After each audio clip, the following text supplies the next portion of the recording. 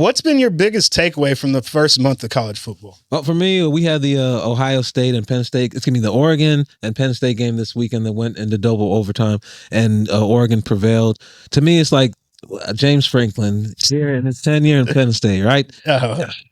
This has got to be the end of it. It's like I don't see you ever getting if anyone, even the universe can't get you that one. God doesn't like you enough to just give you that one. And I've always said it, like, what is Andy Kotelnicki, the offensive coordinator? He calls plays like he's in high school. Like, you know what I'm saying? Yeah. Like, he tries to run like too much. Yeah. But you need to throw the football, man. Throw the football with Allar. Because remember when we talked the last time, I've had a problem with him because he runs smart plays. Do you not trust Allar to throw the deep ball? Okay.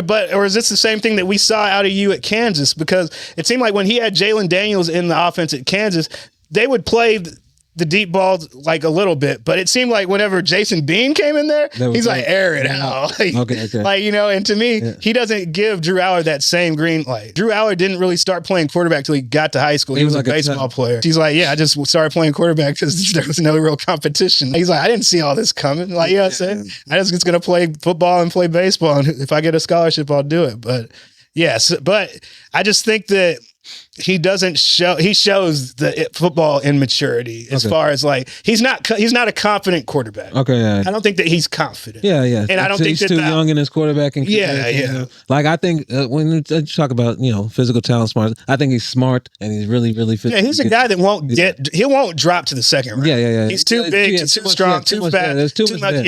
But he's definitely one of those guys. Like to me, it's like if Josh Allen went in the first round, then these guys are always going to go in the first round. All right, they just are.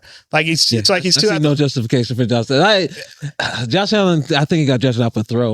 No. What it was is if you look back, his last year Wyoming was terrible. But I don't know if you pay attention to PFF. They have like the big time throw ratings, like right. And Josh, the year that it was, I think that was the year Mahomes was coming out. Yeah, but it was him and Mahomes. They both had, like, Josh Allen had 50-something big-time throws that year in, like, a 12-game season, right?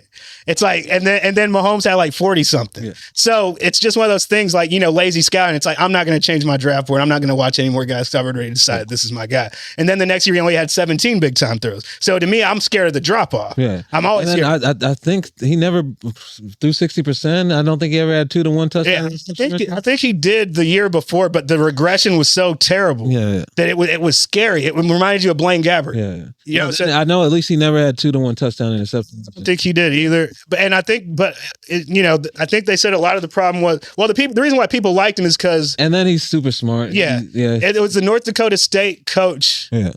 Took over Wyoming. Yeah. So there was Carson Wentz love at that time. Okay. So he got overdrafted because he was coached in a pro. I think you look at his Wonderlic score, he's probably historically one of the smartest quarterbacks. Yeah. It's as far, cause I'm gonna call him a Hall of Fame. If you go to the Hall of Fame, he might be the top Wonderlic score guy. As far as the quarterback position goes? Yeah. All right. Well, since we are talking about quarterbacks, you're saying your biggest takeaway is just pretty much James Franklin. Like, to me, it's like it's not even a disrespectful fight. Like we need to part ways. You know what I'm saying? It's like we need. Yeah. I know who their next coach should be too. Who you think? Matt Patricia. Let's go. I think Patricia. What he's showing at Ohio State. He's a college guy. He's a college guy, and I think that he could be a college professor. Like he's a genius. You know what I'm saying? Yeah. And I just think that he's a smart enough guy to where he's coached every single position almost. Like he can full college players the way he couldn't fill full NFL players. Well, like ask Arch. Yeah. If Arch didn't have that game, we'd be talking about him a lot different. Yeah.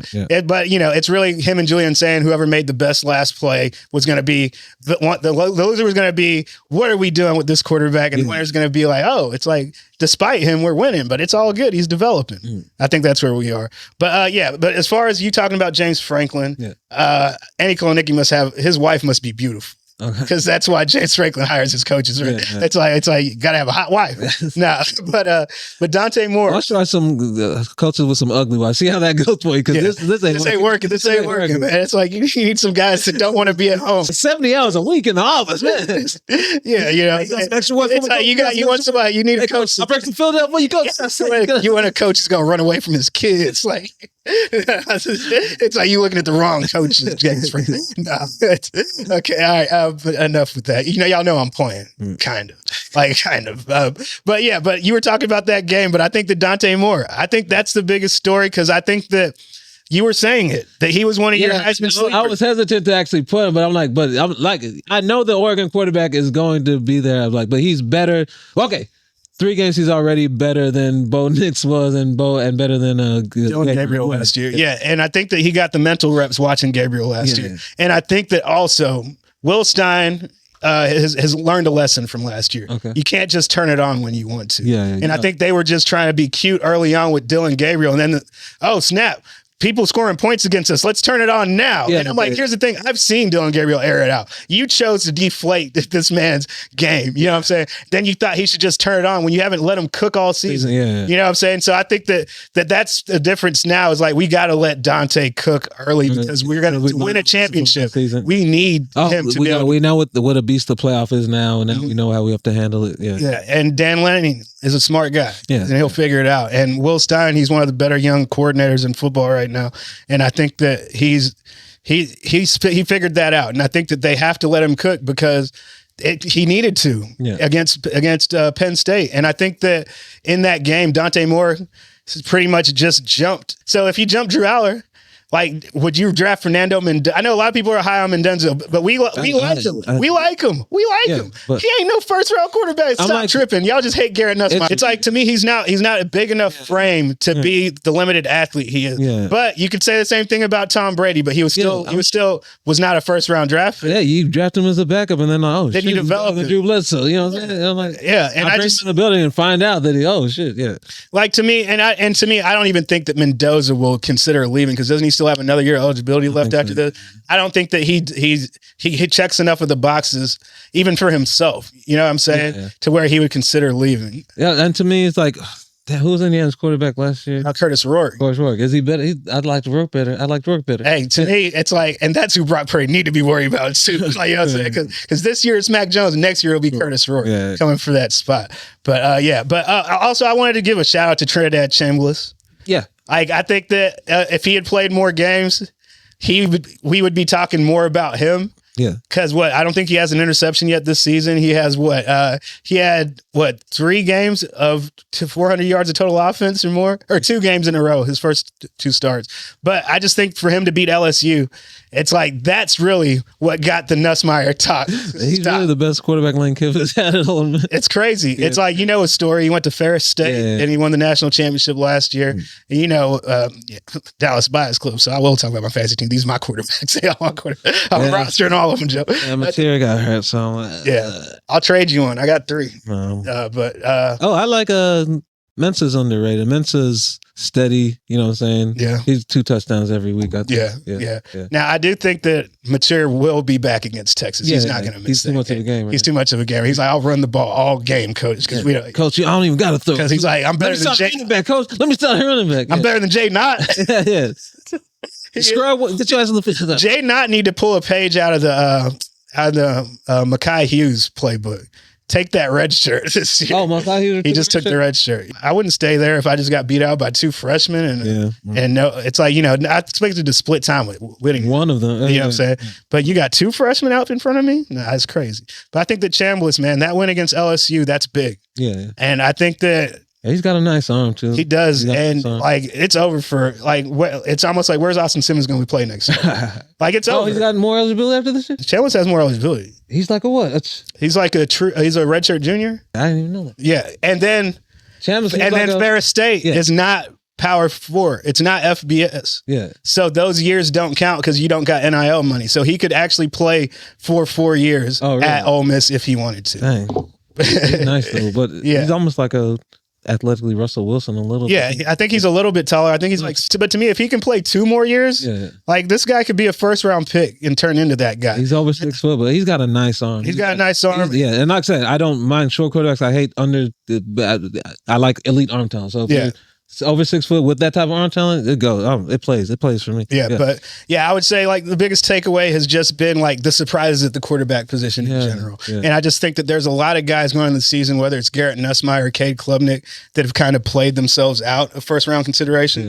Yeah. And honestly, one other thing I'll say, Tyler Shough, the reason why New Orleans drafted Tyler Shough is because they wanted to give Spencer Rattler an opportunity to win a starting job, and they didn't want to draft somebody better than him, but they also want to give Doug Nussmeier an opportunity to draft his son in the second round the next year. So yeah. Absolutely. Is that why Garrett Nussmeier is playing so poorly? He's like, I want to be second round. So good. I ain't saying, but I'm saying. Because to me, in my heart, Nussmeier hasn't fallen out of the first round. I already made the decision he was the first. Well, and to me, the big time throws are there this year. Yeah. But my thing is like, I'm just going to question the frame, because it's like he has the same type of frame issues and questions that JJ McCarthy had coming out. Yeah. Then JJ McCarthy was 220 when he showed up, and JJ McCarthy was always known to be a little bit more athletic than your average he's a runner. Yeah. Like and to me, I do think that Nussmeier can run to like throw, like he can move in the pocket, but he's just not a guy who's going to break the play. Like, he's probably a high 4.8 guy, you know what I'm saying? But that's all you need if you know what you're doing. Yeah. But I think son of a coach, he knows what he's doing. If he goes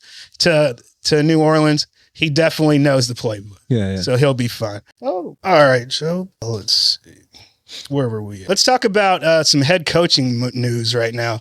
The past week, Sam Pittman and Mike Gundy have lost their jobs. Two teams that recruit heavily out of the Dallas-Fort Worth area. The biggest name that a lot of people are hearing as far as this Arkansas opening is going is Rhett Lashlee, the SMU coach. For a lot of people who know or don't know, he was he went to Springdale High School as a quarterback. So I think Gus Malzahn was his head coach before he ended up going to Shiloh Christian and had Mitch Mustaine and all those guys back in the day. So he was like the OG quarterback. Yeah. Went to Arkansas, sat the bench behind Matt Jones, and ended up having some type of career-ending injury and became a coach. And but what Rhett Lashlee has been doing at SMU, I think, has been pretty impressive. And I think that what I've really been most impressed about is opening that Miami pipeline. Okay, yeah, that's been crazy. All those transfers to where he was there for 2 years. Yeah. And he's been here for 3 years? Okay, yeah. And that pipeline is strong, and he hasn't even been there. You know what I'm saying? So to keep that thing going is amazingly impressive. But I just think that Dallas is an easy sell. Yeah, it's an easy sell to kids from Miami, because it's a big city. Like if you name like top 5, top 10 cities in the USA, Dallas is going to come up in the conversation. Do you think that Rhett Lashlee would leave SMU to go coach Arkansas? I don't think so. I think SMU is one of the up and coming programs in this country. You know what I'm saying? SMU. It reminds me of like a young Art Briles of Baylor type of thing. Well, what's the name? Was when Chip Kelly was starting at Oregon or something like that. Like there's so much potential over there. There's a lot of resources over there. That has that recruiting advantage of the DFW area. I don't see Arkansas as being a better job here in 2025. Maybe in 2022 it was definitely a better job. They're Power 4 now. It's like once Texas and Oklahoma left, this is the wild, wild west. You know what I'm saying? It can be up for grabs. Where NIL it's just too easy. Yeah, it's hard not to win there. And I just think that SMU is finally recovering from the death penalty. I think I'd rather the death penalty is the worst thing that ever happened. The SMU job than the TCU job right now. I would too. Yeah. And to me, it was crazy to me for Sonny Dykes to just go across to Fort Worth and do that. Yeah. But I just think at the time, but it was just one of those things at the time they weren't Power 4 yet. But once they became a Power 4 team, you can start building the best teams SMU's had since Craig James and Eric. I don't know the SMU athletic director move, but that check to get into the ACC, that's like the most brilliant move anybody's ever done. Yeah. You know what I'm saying? Because don't they have to miss out on some money for a couple of years, but it's just worth the investment because now you have Dallas. It's a big time program. That means Duncanville guys are yours. Like, it's like sock guys are yours. Like, you know what I'm saying? Like, this is you. Like, you just have to own your county. I'm never playing that. Like, never. I will never put you on my schedule. And to me, I think that's one of the reasons why SMU, like the Battle of the Iron Skillet. Yeah. It's because they're afraid now. Yeah. Because now we're equals now. Yeah. And I think that Texas football has always operated that way as far as like TCU, SMU, and Baylor all hate on each other. Yeah. To stop, it's just like the South. We love segregation down here. We love it's like they're just always pit each other. I want to say that they never wanted SMU to come into the Big 12. Okay. And I think that there was an effort made on the parts of Baylor and TCU to keep them out. Yeah. And I think that Baylor even tried to keep TCU out. Yeah.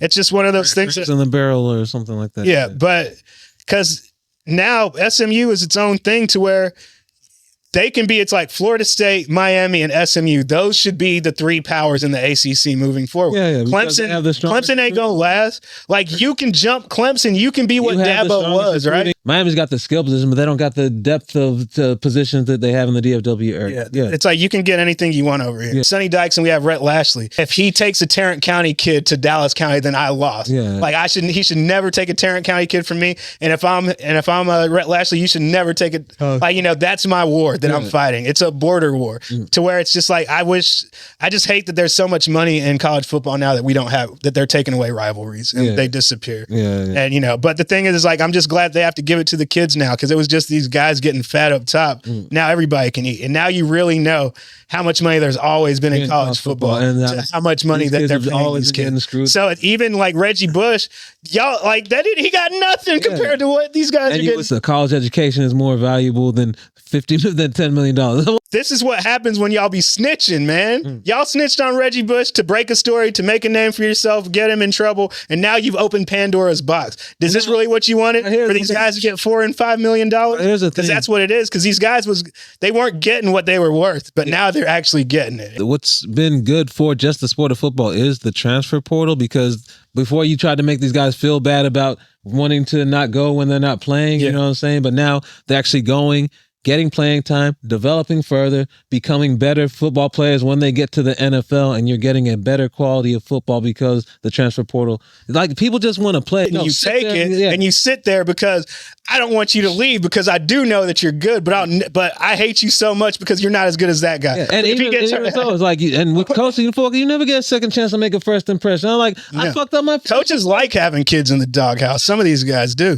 Like they need somebody to cut that. Toes, yeah. It's like I just think that that's what it is. Like, a lot of these guys, absolute power corrupts absolutely, right? So you've been screwing over football. You've been screwing over these players for so long. And to the point to where I'm just like, I just think that Dabo ain't safe. Clemson is Clemsoning, and I just think that SMU is a top 3 school in the SEC. Who was the Ole Miss cornerback who got drafted in the first round this past season? I can't, because he bounced from like Alabama to Trey Amos. In another era, like, he was probably not get drafted and not, you know what I'm saying? And that's what they used to do to the guys. They used to break them. They used to break them to where it's like, I guess I'm like, I told you, when we moved to Georgia, I was pretty much told by every coach outside of Coach Beard and Coach Nelson that they didn't want me on a football team at Lamar. And it's just like, man, I didn't, it's like I almost forgot why I play football, is because I'm kind of good at this, But a coach will take that from you. And football is the only game where a coach can take away your opportunity to, like, a Fred Jackson can only exist in football. I'm like, shit, man, I didn't know. I thought that I could never play in the NFL, and the guys in front of me were, you know what I'm saying? Yeah. Turns out they were garbage. No, well, and Fred has said it's like, he got his growth spurt late, but we had those Saturday games. You remember the Saturday game? We called it. I guess I forget which coach made it up, but he's like Ray Nitschke. We were the Nitschke team. Okay, right. No, that's not making Scrubs feel good about themselves. Because we called it the Scrub game. It was just called the Scrub game. We didn't call it they called it the Nitschke. Yeah. But Fred Jackson, they used to call Fred the Saturday morning superstar. Like, people would just talk, because you watch film on Saturday, but if you didn't play, you play in the Scrub game, and people couldn't wait to go out to see Fred clown. Yeah. Fred, like Fred put on a show. That doesn't translate to football coaches. That doesn't mean he can. And the thing is, he just said he's going to play football as long as he can, see what he can do, and he did it. Like, but that just lets you know that football is different. If you put the work in, you have the athleticism, and you have the opportunity, you can get there. Because football is a game that the more you play, the more you can learn. So if you have the opportunities there, if you're big enough, strong enough, fast enough, and if you can overcome other people's preconceived notions of your potential and limits. Yeah, there's so many different battles going on in that game. But again, Bo, back to Rhett Lashlee, I agree with you. This is so much a better job to stay at SMU, be in Dallas. It's just going to be hard. I think that Jerry Jones has his ear, because he's an Arkansas guy, and he's in Dallas. I'm pretty sure they're in Highland Park, not too far away from each other. Hey, why don't you come over and have? I'm pretty sure they've eaten dinner ever since Sam Pittman has gotten fired. And Jerry's going to try and push him and be like, "I'll give you that NIL money, this and that." He's like, but all these mamas would rather have their kids in Dallas than country ass Fayetteville, Arkansas. In this climate right now, it's not appealing just off the. It's just not. And would that Miami pipeline continue to Fayetteville, or is Dallas the so?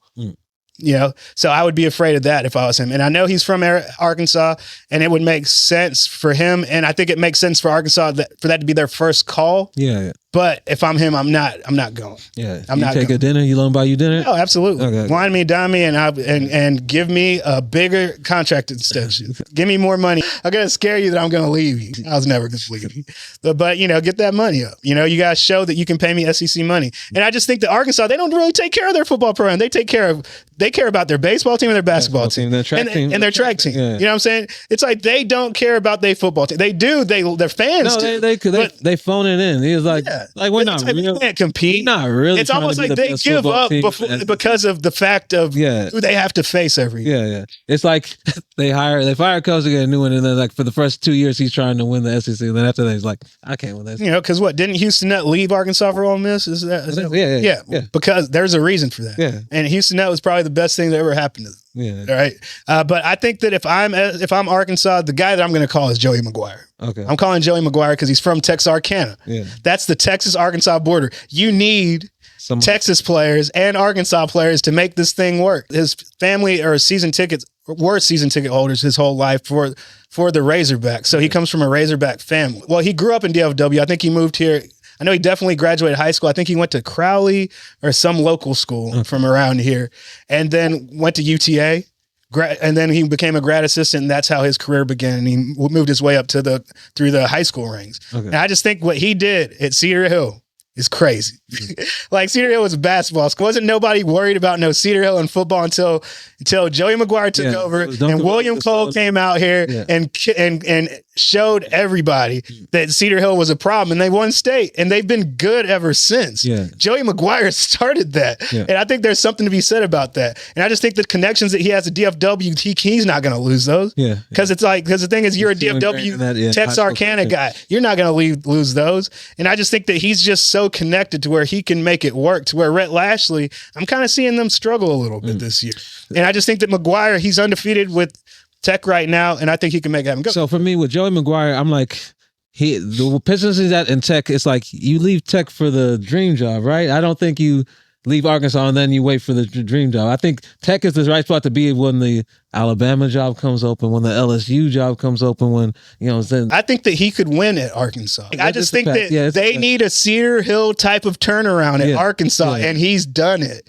Like, that's really my whole thing. And objectively, he turned a basketball high school into a football school. So it's not worthy to have the debate for leaving Tech for Arkansas, or do you think Arkansas just objectively? I just think that if I can win here at Tech I just think that the fact that he's had inconsistency out of Baron Morton. I'm sorry.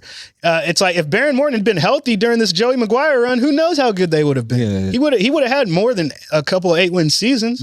But I think the biggest problem with Joey McGuire's had is the health of Baron Morton. Yeah. And I think that they're at the point now to where I'd even go with Will Hammond for the rest of the season. Well, just because you can't rely on him. Yeah, but I just think that there's like an unofficial 4-year rule. It's just like college to you too. It's like, all right, I'm in my 4th year. Yeah. I'm out. I'm saying? I did what I can do here. So let me change the scene before I become the villain. I just think that's the same type of move. Oh, wait, no, he left for Washington State. Then he went to he left in controversy. That's right. Yeah, because he done locked that boy, Craig James boy. But he left Texas Tech because of Craig. He locked it. No, first off, it wasn't locked. He was in there. And they told you not to leave. You don't know how doorknobs work, boy? But it's just like, it's like football players. It's like we're good soldiers to a fault at some point. You know what I'm saying? And I think that's we're infantilized a little bit more so than other athletes in other sports. Arkansas is a better job than Tech, but I think he's in a spot with Tech where he has alumni that are willing to spend, and they're spending on recruits. And I agree with the 4-year rule. So that could be his thing. Yeah. I don't know if I was Joe McGuire, I would leave Tech to go to Arkansas. I just think if I can make Cedar Hill a football high school. Look, you have the confidence that it's going to work. Then if you have the confidence it's going to work at Arkansas, I think you have the confidence to stay at Texas and make it. I just think that he's from here, and I think that Fayetteville is easier. So I think that to me, Tech is Tech, man. Yeah. You know what I'm saying? Y'all have had one of the greatest quarterbacks of all time, and y'all didn't win with him. So y'all kind of like Stanford is like, I'll get my quarterbacks from here. And I just don't think that. I just think that it's a 4-year rule. It's time to move on before you become the bad guy.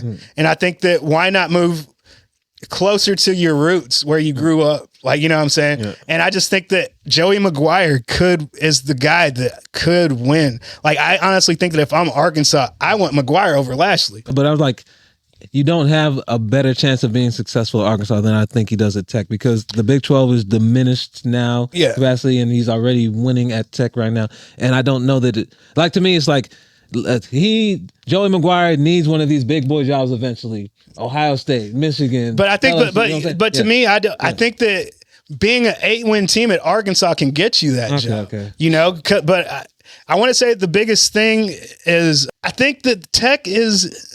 Arkansas is a better job, but the challenge at Tech, I think Tech might be an easier job. I just think I think that TCU and SMU are a problem to get DFW talent to Texas Tech, and I think that there's still some allure with the SEC to get that talent. Yeah. You know what I'm saying? And now you could say with the boosters, all that West Texas oil money is what's buying all these guys.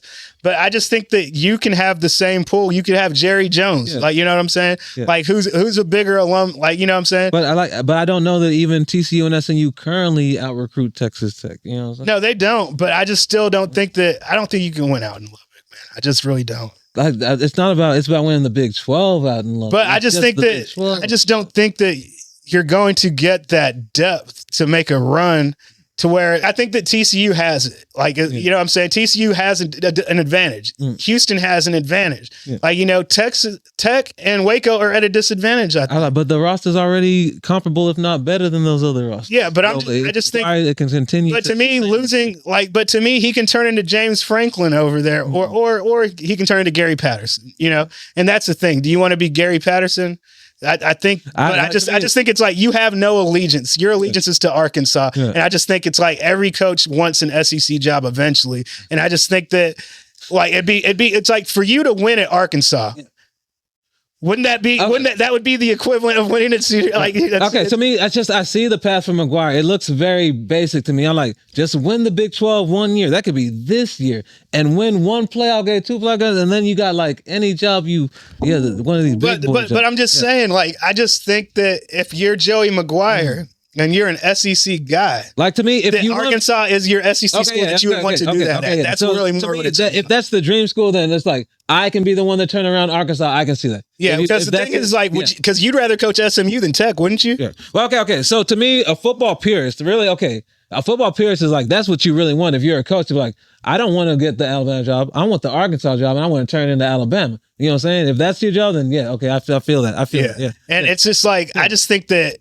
I think it'd be harder for McGuire to turn down the job than it would for Lashlee. I know we got a few other things we want to get into. Yeah. But as far as Arkansas and Oklahoma State, we said both of these jobs are available. Which one of those jobs do you think is better? Which job would you rather have between those two? To me, my instinct is Oklahoma State. Yeah, because the Big 12? The Big 12 is it looks diminished and it looks vulnerable to me. It's like somebody can plant their flag in that place. But but I do think there's a lot of great coaches in the Big 12. Yeah. And to me, I think that Oklahoma State, their next coach, I think it should be a very, very, very short list. And I think that the next Oklahoma State coach should be Zach Robinson. I think he's the offensive coordinator for the Atlanta Falcons right now. He was Des Bryant's quarterback. And I think that that's the type of guy that can bring recruits in, especially if you were to bring in Des Bryant in some type of capacity. Kids would just love that. I've heard kids who talk about the greatest wide receivers in college football history, and they bring up Justin Blackman. Yeah. You know what I'm saying? Yeah. Hey, I was just like, nah, Justin Blackman's just a product of what this offense was. Like, and he was just the next guy to catch a lot of ball. But my only issue with Zach Robinson is that it's too on the nose and too perfect. You know, so that's all. But who else? Your last coach was a former quarterback at Oklahoma State and was there for 30 years or something like that. So it's like it makes too much sense. I fear Zach Robinson will be there until he's in his 60s. That's what I fear. But it's also Oklahoma State's one of those jobs where it's not too big to where I'll never go. But that's the thing with Zach Robinson. His decision is going to be like, do I want an NFL head coaching job or do I want the Oklahoma State job? Because once I go to Oklahoma State, it's going to be really hard for me to leave. Yeah. But Cliff Kingsbury did it, and he probably regrets it. Yeah, and the standard Oklahoma State is a national championship. That's not why Gundy got fired. No, you just had to keep them. You just had to you win 7 games and then win an 8th game for the bowl game. Yeah. That's all they want. Every 4 years. But the thing is, like, you refuse to move on. You refuse to adapt. Yeah. Like, you know, and I think that's the same thing that's going on with Dabo right now in Clemson. It's like these guys who just refuse. A dick for a long. We've been chill. We've been cool with that. It's like, and Nick Saban's like, look, that works for defensive guys. It doesn't work for offensive guys. Nobody likes a mean offensive guy. Plus, Nick Saban ain't gonna stick around for you to talk shit about. No, Nick Saban, he's like, I saw this coming. I'm not gonna stick around long enough for you to play in my face. No, but it's like Nick Saban saw this coming, so he walked away at the right time. And I think that everybody who felt that way should have done the same. Yeah. If you were like, no, I'm gonna stay and be a dinosaur. Like Nick's like, no, I'm gonna leave. I'm gonna leave because exactly. Yeah. And he just said, this ain't for me. I ain't built for this. Yeah. But I do want to say one more thing about Arkansas. I do think that underrated thing, like Jeff Traylor from UTSA. Okay. He was the Gilmer coach. Okay. Like, so he won at Gilmer back in the day. I think that Arkansas under the radar hire would be get Jeff Traylor as your head coach, but bring along J.G. Kinney as the offensive coordinator, and have because the thing is they got that state on lockdown. Yeah. That would be the most underrated coaching unit recruiting wise as far as the state of Texas goes. Because Kinney is so connected through his dad. What's his name? The Baylor offensive coordinator. He was the Texas state coach and then left and took a offensive coordinator job at Baylor. I think that I'd rather be the Arkansas offensive coordinator than the Baylor offensive coordinator. So it would be from Texas State to being a SEC offensive coordinator. Yeah. And I think that would make sense. So I think that Traylor and Kinney would be a great thing. But that was just something I wanted to add because I just wanted to say it. All right, we'll jump into the game action. All right, the games to watch this weekend. I have a couple under the radar games. Virginia at Louisville. Okay. I thought it was under the radar just because Louisville is undefeated and they're unranked. Yeah. And Virginia is ranked number 24. And Virginia's ranked number 24, and they got a loss. And I thought that Louisville had a very impressive win on the road against Pitt because I think that Eli Holstein, he plays different at home. And I think if you can get the better of that Pitt offense at home, go ahead. And Louisville was a better team last year and coming off of a good season. It doesn't really make any sense. And Miller Moss, these are two guys who probably came out of high school around the same time. I liked both of these quarterbacks at one point in time. Right now, I am a lot higher on Virginia's quarterback, Chandler Morris, who, I guess we can call him a journeyman, right? College journeyman quarterback, Chandler Morris. But do you think all right. So like I said, Virginia's ranked 24th after beating Florida State, but they're still 6.5 point underdogs against Louisville. Yeah. Do you think they should be? Full disclosure, I've watched Virginia play multiple times this season because I wanted to watch Chandler Morris play. I haven't seen Louisville play this season. Okay. Before. But I'm familiar with Miller Moss. And Isaac Brown, it's like in their Yeah. Now the thing with Louisville this year is like Isaac Brown's been good, but I think is it Watson, the other running back? I know. He's kind of been beat up and they've had another freshman came in at Brown, or something. And he's been good. And he kind of looks like the number 2 guy. Okay. But all the 3 of those guys have never played well all in the same game. Okay. So technically Virginia averages more yards per carry as an offense than Louisville. So on paper, it looks like Virginia has a better run offense. But if you know the names and you know the talent, then you would give the edge to Louisville in that game. And because their backfield's probably just getting healthy and everybody running in the form. Yeah. Now I do think that as far as my players to watch, I just kind of named them Chandler Morris and Isaac Brown. Chandler Morris. Highland Park, baby. You know what I'm saying? It's he's doing it. I knew that, I think I touched on it a little bit in our college preview show where I just really liked the fact that Chandler Morris was going to go play for Tony Elliott, who coached under his father. Okay, so it's just it's one of those things to where when a quarterback finds reconnects with the coordinator in college, it always goes well. It always goes well. So it was one of those things that I was low key kind of expecting. So to see what Chandler Morris has done in these last few weeks, it's been pretty impressive. Yeah. He's been really good. He's been prolific. Many turnovers, but I think he'll get that. He'll get that down. And he had 3 turnovers in the game against Florida State, but they still pulled out the win. And if he's going to run the ball and score those touchdowns with his legs he's been beasting. He's no fear over here. Yeah. But he's been real impressive with his legs, and that's why you heard so much about. Even though he's 5'11", he can play. Don't think about him as being his son. And he's a thing. Because if he was 6'4", he'd be like a 5-star. Yeah. And he's really, really athletic. Imagine that athleticism on a 6'4" frame. Yeah, because he won. He won in high school. And if you win in the state of Texas, though, that deserves some credit. Yeah. So you could say he's weirdly athletic for being. But what Riley Dodge is pretty athletic, right? Yeah. It's like, shout out to Coach Dodge. I think he's a South Lake coach now. Okay, yeah. I think his dad's coaching down at Westlake or Lake Travis or tell you if I can Smithson Valley or forget what he's coaching. It's not elite. I don't know. No, but yeah, somewhere south of here. Okay. But he's no longer in that area. Well, so yeah, go ahead. Oh well, as far as players to Ross, so for me, like play college fantasy football. I was trying to pick which Virginia receiver do I like. So I like Cam Ross. You like Cam Ross more than Harris? Terrell Harris, yeah. If you look at it, I think Cam Ross, he's had at least 8 targets in 3 of the games. He leads them in reception. So he leads them in reception. Yeah. Doesn't lead them in yards, doesn't lead them in touchdowns, but he's also the kick returner, and I think they look at him as the game-breaking ability. They look at him as their speed guy and their big play guy. So I think as the season goes on, you'll see the yards and the touchdowns go up, and he'll continue. And it could be Terrell Harris is producing because of the coverage and the attention that's being paid attention to. But like I said, I had my choice of either of them. I picked the camera, so I'm looking for him to establish himself as that true number one for Chandler Morris in this season, where I think he's going to be really, really productive. Yeah. You know, like I'm a big fan of Chandler Morris. It's like the receivers, I'm a little confused. Virginia does seem to have something as far as like a nice committee going at running back, I do believe, but I think their biggest game breaker is that transfer, that Harrison Wally. Yeah. But it's like, but he doesn't.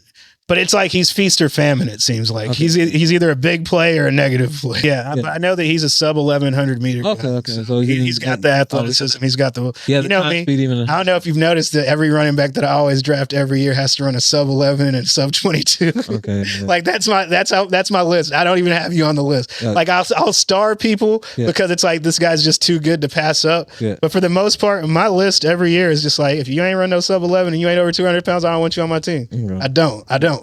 It's the Saquon rule. It's the Saquon Jonathan Taylor rule. He cracked 11 in high school, Saquon did? Yeah. What do you mean? 10-8, something like that? And Jonathan Taylor as well, too. Because I know Saquon said he's like, I was slow until he said he was slow until he was like a junior or something. That means he didn't crack 11 until his senior year. That's what he means. Because if you're a track guy and you run the 100, you're getting dusted if you run 11, right? You're not going to win state. So he's like, he probably made it to regionals or like, you know, he's like, I finally won district and I lost in state this year. That's probably what he meant. Let me take Virginia. I just think their quarterback is probably more dynamic. Seeing the way that they're using him in the run game and his willingness to be used in the run game. Give me Virginia. I think they're maybe a team of destiny because their quarterback's going to have a special season. I think that this could have been a trap game for Louisville, but the fact that they were able to beat Florida State, then they have a bye week and they have Miami coming up. I think Virginia's a 7.5 point underdog. I think they'll cover. There's no way that Louisville is going to win by more than a touchdown. But I do think Louisville will pull this off. And if they don't, it's because Chandler Morris is Dallas Bias Club Player of the Week. I would say Virginia covers, but Louisville wins. That's where I would go. All right, let's go ahead and talk about another 2:30 game on Saturday. We have Texas at Florida. Texas is a top 10 team right now. Probably the most talented team in the state. Some would argue that they are not the best team in the state of Texas, but only one team has played. The number one team is only one team is, you know, in the state of Texas played Ohio State, and they lost by a score. So people need to stop that. But let's talk about the quarterbacks, Joe. A couple of guys with some Texas connections as far as Arch Manning being the quarterback for the University of Texas versus DJ Lagway, a Texas native who is not having the greatest, not really a bad season, but Arch Manning versus DJ Lagway. Which quarterback do you think has had a more disappointing season so far? I'll go Lagway with disappointing just because of the expectation. Like if I'm being with Arch, I'm like, I just think he's more like Eli than Peyton. I'm like, I think he'll break out his last year. And I think that they're saying that through their first 4 starts, Arch has more touchdowns like by a mile. But I think he's throwing like a lower completion percentage, but a lot further yards per attempt. If you think about it, like with this Arch Manning thing, it's really the Eli Manning story all over again. Yeah, it's like Eli wasn't really tight till senior year. Then senior year, he showed you. It's like, wow. Overrated. He was overrated the whole time until he proved that he wasn't. He still should not have been drafted over Ben Roethlisberger. I'll say that forever. I said that back then as a guy who watched MAC football. Now, I would say that Arch is more disappointing because the Manning family said before the season started that that Arch is not going to be in the 2026 draft. Then they put a microphone in his face. He's like, I didn't say that. And now he's shown the public, like, you know, now the court of public opinion is out there. And we've decided that you are not coming in the 2026 draft. Like, you know, and it's like, and I just think that like Lagway had a bad game. He'll never have a game this bad ever again. I said that about Matt Corral one time. No, but what I'm saying is LSU was gunning for him because he embarrassed them last year. He beat them as a freshman last year. Yeah. So they had something for him, you know, and people aren't I think that you need to give him as much credit for beating them last year as a true freshman. Yeah. Like, I think it's a wash. Yeah. That's the way I look at it. Yeah. And the guy is still completing 68% of his passes this year despite a 5 interception game. Like, and even in that game, he completed 67% of his passes. Never touched the ground. Yeah. And somebody caught the ball every play. Yeah. But I just think he had a rough game. And Arch is I just think you're the number one team coming into the season and you lost to open the season. Yeah. Disappointment off rip, right? And we did say that we didn't want them ranked number one. And you said that you picked Ohio State just because Texas ranked number one. Yeah, because you felt that. I don't know. I hate the whole Arch thing, you know what I'm saying? It's like, let him live, let him grow. It's just we live in this new world to where now these kids are so popular. And it's like the Kardashian obsession, like how people wanted Kylie just to be rich because she's you know what I'm saying? So it's like people just want Arch Manning to succeed because he's a Manning. People want Bronny James to succeed because he's Bronny James. Yeah. People want Shador to succeed. It's like we have this new day and age where we love celebrities so much that we turn a blind eye to everybody else and nobody else matters because we want these guys, we celebrate them like pop artists. Yeah. Like, you know what I'm saying? But this isn't pop music. Yeah. We can't just pick a guy and write the good songs for him and make them a star. Yeah. But that's the world that these people are used to. Yeah. It's like, no, make them a star. It's like, no, that's not how it works. This is equal playing field. Yeah. This is where you have to win. And people don't like it because they want to see their guy. Because like when it comes to their rapper, they get to see their favorite rapper, whether he sucks or not. That they want him they say they're good and they'll argue that he's good. So he's good. Yeah. Stats don't lie. Yeah. There's stats in football that you can't just throw a guy out there because you like his name and you like his dad, or you like, you know, or your whatever your personal bias is. Yeah. It doesn't matter. And I think that's what happens is like, oh, Arch Manning, like Eli and Peyton, oh, he should be the number one pick.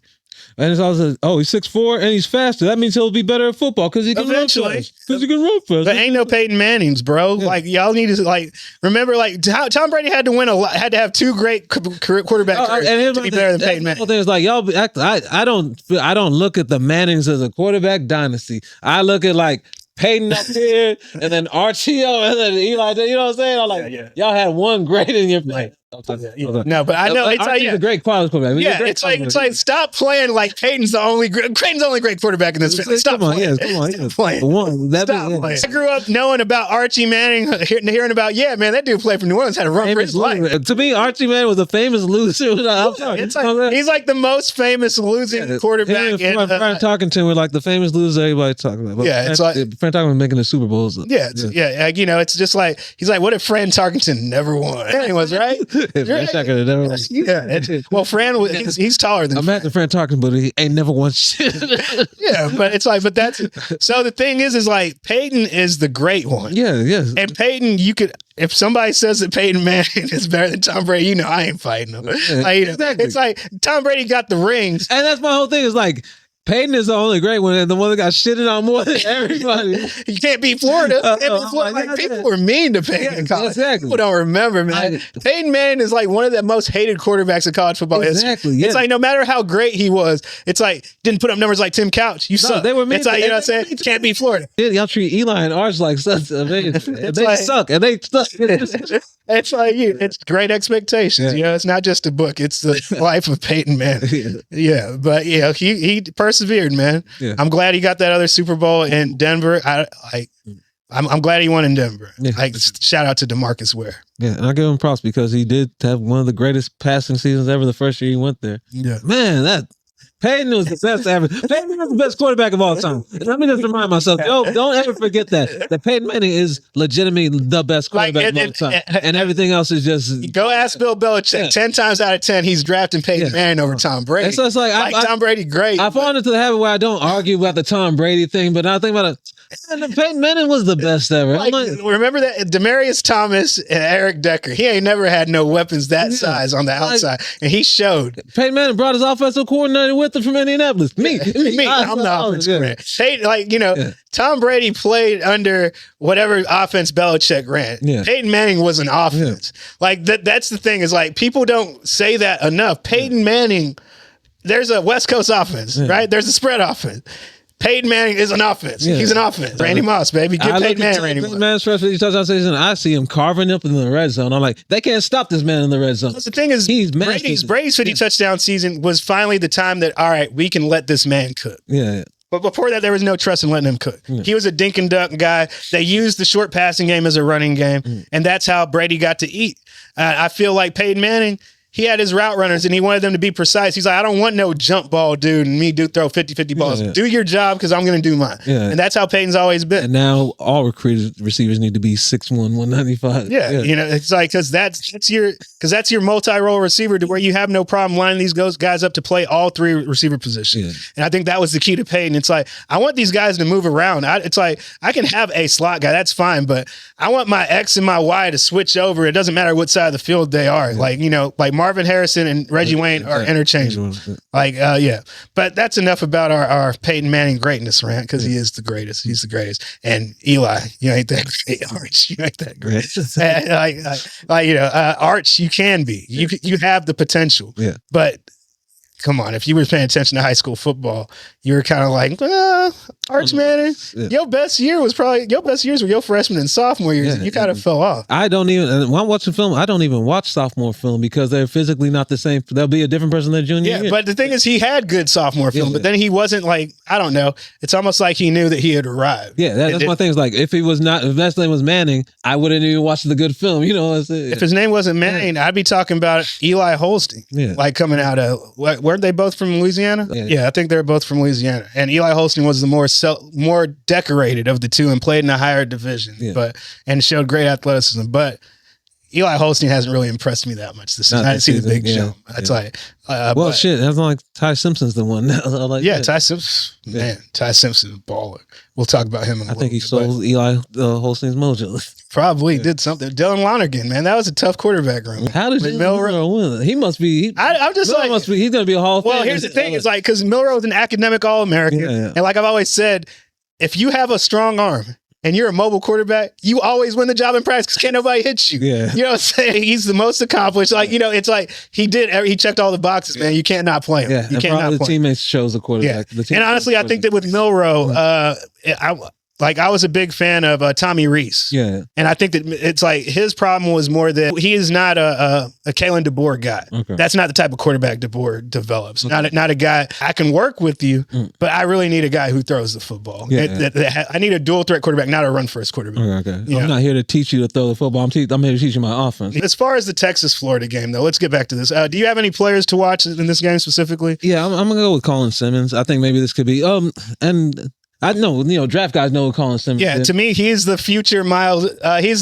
Micah Parsons replacement. Yeah, that's what those 2 first-round picks are for, is to eventually get Colin Simmons back to the DFW. And hey, Micah Parsons, why you over here biting Colin Simmons? He switched to number 1, then you go over there and trade to Green Bay, and then you switch to number 1. He did it first, and then you was talking bad whenever he switched the number to 11. You was like, oh, man, why you going to give up number 11? Because I think he made a comment. Oh, really? Okay. Yeah, then he's like, that shit's kind of like trying to be like me, you trying to be like me, little homie. I see. Yeah, so let's you don't want to be like Mike. You want to be like me, just a little SG. Okay. So I know draft guys and recruiting guys know all about Colin Simmons. Maybe this is a breakout for a game for him on the national stage. Mm-hmm. I know some of Florida's woes have been their offensive line not being able to protect Lagway. So maybe this is a game where Colin Simmons can kind of go off and take over and break a game open and kind of make a name for himself in the national stage. All right, yeah. I like what I'm going to be watching for this game is probably I'm really looking at Dallas Wilson. This is his first game back this season, and Dallas Wilson had set the spring on fire. What, didn't he have 190-yard receiving game and 3 touchdowns as a true freshman this spring?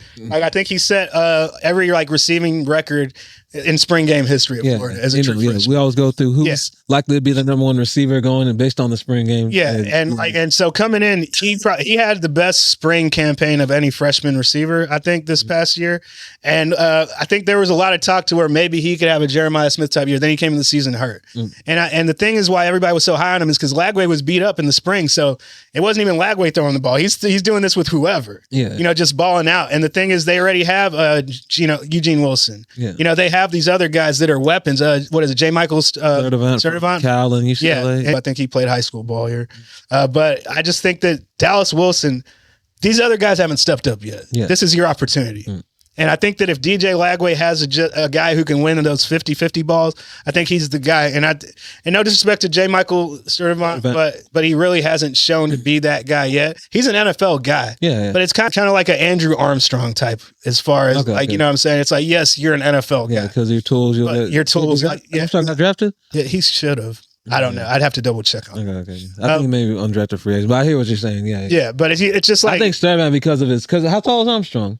Armstrong 6'4". I don't know, 6'4". Yeah, what? Servant's like 6'3". 6'3". Yeah. Okay. Yeah, and I think they're both track guys. I think that Servant was. I think he was definitely. I know he's a track guy. I don't know if they say he was hit 23 miles an hour. I'm kind of want to see Dallas Wilson though. Mm-hmm. I just think this can be his breakout game. I think that if he can open things up, this can be a very interesting game. I'll be interested to see who Malik Muhammad's going to be assigned to because I think that Eugene Wilson is playing hurt this year. I think that their most consistent receiver so far has been Brown. Venjo Brown, the true freshman. Yeah. I remember Venjo Brown because I saw his high school film because I'm scouting the quarterback. And then you see a short receiver, I'm like, man, because you get excited, like, oh, maybe nobody knows about him. Like, oh, no, 5-star. It's like whenever we used to watch, what was it? Dan Lefevre. Oh, let's watch Dan Lefevre. This dude, dual threat quarterback. Then you start to see Antonio Brown. Yeah. You know what I'm saying? It's like, oh, then you see Antonio Brown return a punt for a touchdown. Yeah. Then it's like, then you start to wonder, it's like, Lefevre is good. Yeah.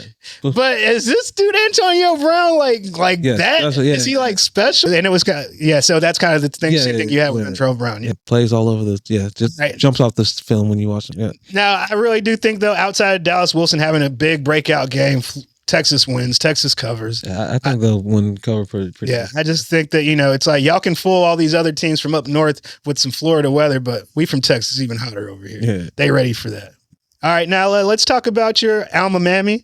Your Houston Cougars, they're hosting the Red Raiders this weekend. We've been talking about Tech. Yeah. So do you think, like, as good as Tech has been this year in Houston, they're both 4-0 right now. Battle undefeated. Yeah. But the Red Raiders are ranked number 11 and Houston is unranked. The Red Raiders are going into Houston as a double-digit favorite against the Cougars. Do you think that's crazy, or do you think that the Red Raiders deserve to be double-digit favorites against Houston? No, I think the double-digit favorite is too much, especially just an undefeated squad like that. So I think that's too much. I see Texas Tech winning. I think maybe a lot of this is, I think Joey McGuire has a lot of fans in the coaching world, and like people are just. He has so many connections. Yeah. So I think that's an overestimation of it. Yeah. I don't think it should be double digits at all. No. They both have great defenses, but I think that Connor Wegman is a talented quarterback. He can step up at any given time and look like the best quarterback in the country. And then you're talking about throwing and also running? Yeah, and he's been running the ball this year. And I think he's been impressive as a dual threat. It's like you knew that he was like a baseball player growing up, so you knew there was some athleticism. Yeah. I think going into college, they talked about the dual threat ability, and you didn't really see it. Well, I think that with A&M, like I've always said, like I said before, he is not a Colin Klein, Mike Elko quarterback. Look at Marcel Reese. Think of Kansas State quarterbacks. That's Marcel Reese. That's it. Marcel Reese. Didn't we say that earlier this year? Yeah. I was like, yeah. And I'm just like, what do you expect from a Kansas State quarterback? And that's what you're going to get out of Marcel Reese. Don't expect anything more. Don't expect a guy to complete 70% of his passes. And he's not Johnny Manziel. Yeah. But, this is a guy who can lead A&M to an undefeated season with a 56% completion percentage and 900 rushing yards on the season and doesn't turn the ball over. He ain't Michael Bishop either. I work with the A&M, an Aggie fan. And it's like, they talk about him. I was like, not that great throw, but he's a dog. I'm like, I think the Aggie fan. He's a winner. He's a college winner. Yeah. But I do think that as far as the Tech Houston game, I do think that I can see why Tech is rated, but I think, like you said, it's a Joey McGuire love. Yeah. People love him that much. Yeah. But I think it's just hard to go. Like, y'all are both Big 12 teams.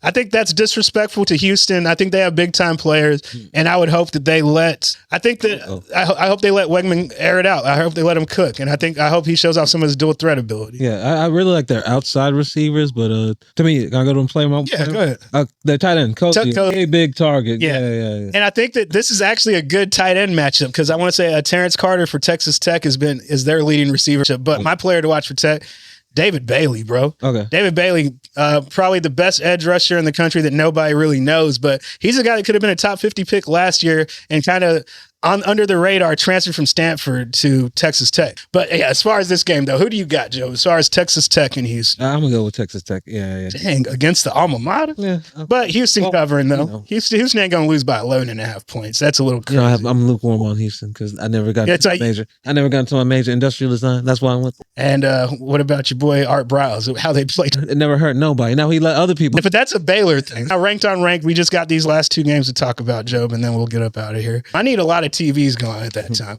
But Vanderbilt at Alabama. Yeah. Alabama is a 10.5 point underdog over this Vanderbilt team that we've been seeing play football this year. Didn't y'all beat them last year? Yeah, they beat them last year at home. No, that don't make no sense. Y'all ain't. I'm like, you ain't gonna beat that team 2 years in a row. Yeah, like I think that Diego Pavia. Yeah, I think that he's the best quarterback in the SEC right now. I can say that. Now, I will say that over the last 3 weeks, you can't argue that any quarterback's playing better than Ty Simpson. No quarterback has impressed me more in 2025 than Ty Simpson because I felt like I unfairly wrote the book on Ty Simpson. You wrote him off. But hey, he's stuck in there. He's the one that didn't transfer. He's the one that didn't leave. He's the one that didn't leave. So I just think that having that faith and believing in yourself through that says so much. Where I have so much respect for Ty Simpson for what he's doing. He's jumped so many of these guys as far as an NFL prospect to me. Yeah, but I just think that him being not the most he did show off his wheels a little bit for that rushing touchdown. He was considered dual threat coming out, but it's I think that he's just slightly more athletic than Nussmeier. But I think that he has a frame where he can add more weight than Nussmeier. A little taller, longer. But I think that people love Alabama. They have the weapons. With this game on the line, my life is on the line. Which quarterback do you trust more in this game on Saturday? Ty Simpson or Diego Pavia? Well, so I trust Pavia to not put his team in bad situations at all times. So Ty Simpson, he's newer to the scene to me. So historically, I got to go with Pavia as far as, but Ty Simpson has been so impressive this year. So impressive. Yeah. It's a tough call, man. But I think that it's a big high to go and beat Georgia. Kalen DeBoer cannot lose to Vandy. I'm like, you lost to Vandy last year. It's like you can't lose to Vandy 2 years in a row. You just have too much talent, bro. You can't.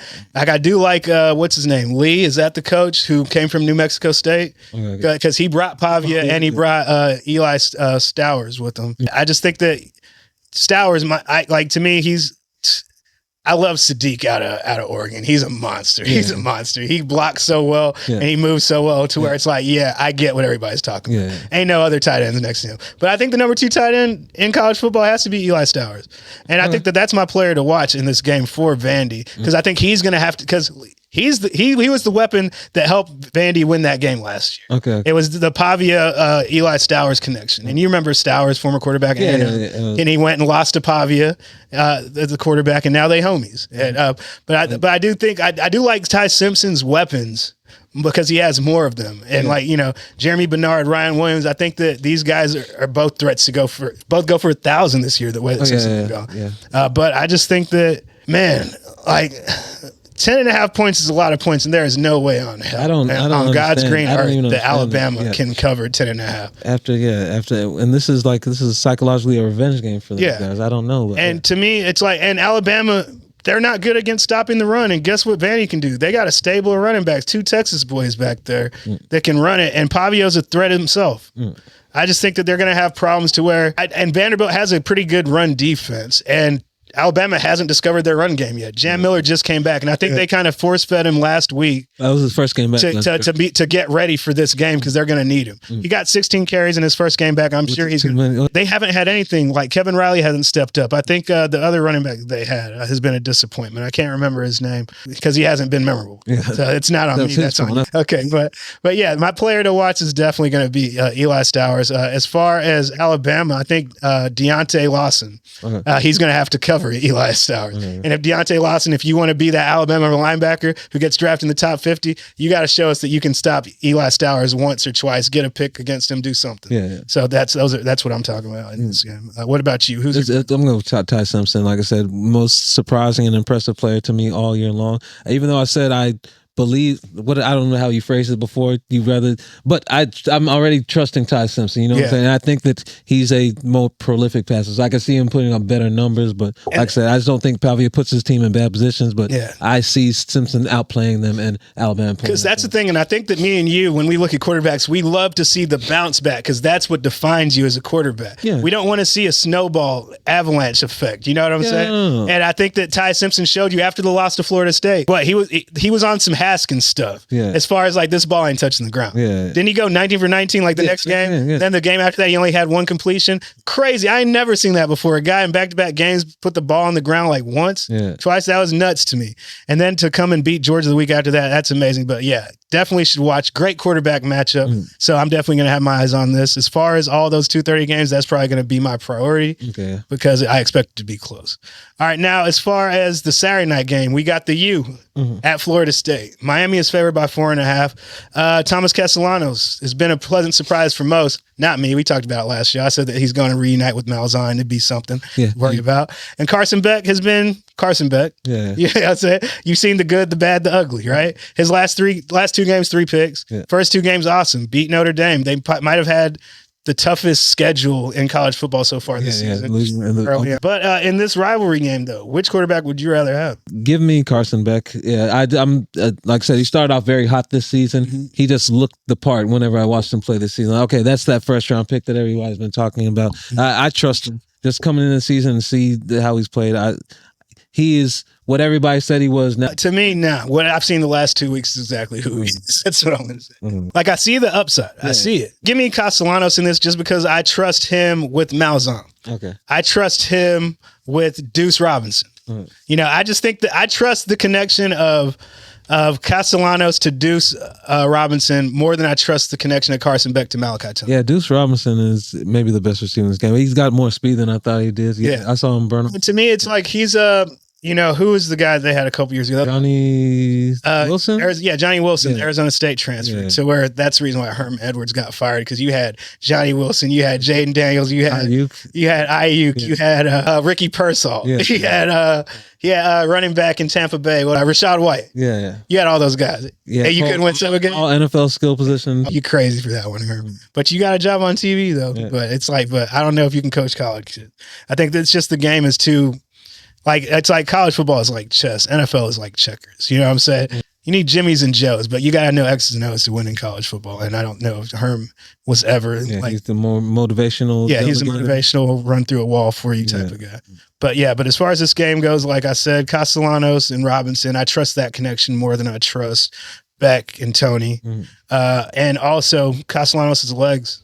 Okay. You know, and the familiarity with Gus Malzahn. Like, I love whenever these coaches and quarterbacks reunite later on in their careers. So that's what I'm going to give them the edge far as that. That's like the defensive and offensive fronts for Miami. I think they're really strong on the offensive line. And Francis Moyoga, the right tackle, will be a top 10 pick. Ruben Bain will be a top 20 pick. So this is Chris. It's one in the trenches, and they got too many dogs in the trenches. Yeah, to me, this is the best, better than all of his Oregon teams that Cristobal's had or something. Yeah. This is the best team Cristobal's ever got. But there's a lot of Cristobal hate. I'm not really the biggest Cristobal. I don't think that.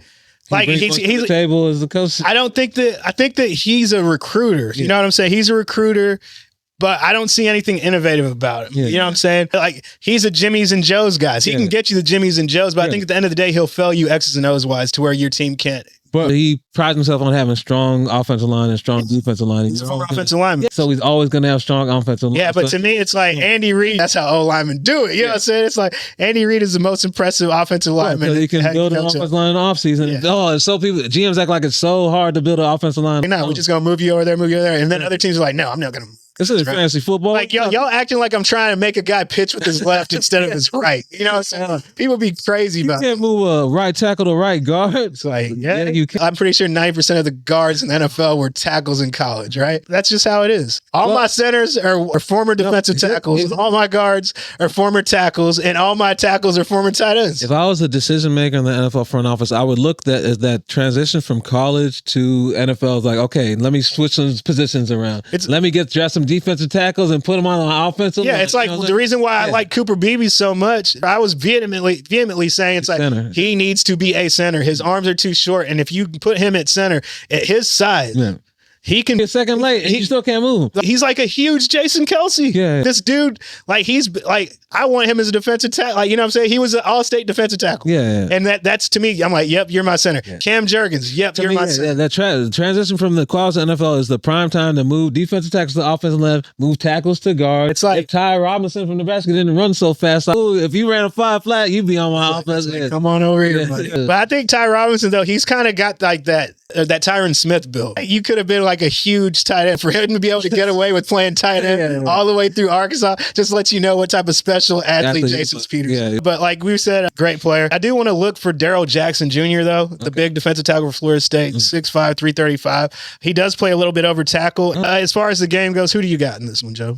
I'm going with Miami. Yeah. I'm going with Miami. I believe in the U. I think this is everything's kind of lining up for them. Yeah. I was going player to watch for Miami. Malachi Tony is a true freshman receiver. I came in thinking JoJo Trader was going to be the number one. I heard in CJ Daniels, but JoJo Trader, he scored a touchdown in the ball game, and Cam Ward was saying JoJo to me is what I'm trying to say. Yeah. But Malachi Tony, you know, he's I think he just turned 18 years old. He didn't play quarterback exactly, but I think when this quarterback was hurt in the state championship game, they put him in. Took his team to the state championship. So that kind of guy. Yeah. Like the coaches know what's up. They're like, like what Mac Brown should have done with John Charles in that championship game. Yeah. But Malachi Tony's a dog. He'll probably be an NFL slot receiver in 3 years.